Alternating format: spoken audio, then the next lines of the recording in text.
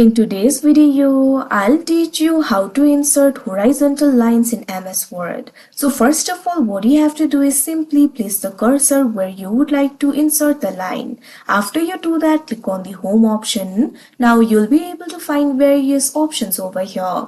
Over here, you'll be able to find this section for paragraph. Right over here, you'll be able to find this kind of icon for borders. So what you have to do is click on this drop down icon. Now you'll be able to find various options over here. Click on this option, horizontal line, that you can see on the screen.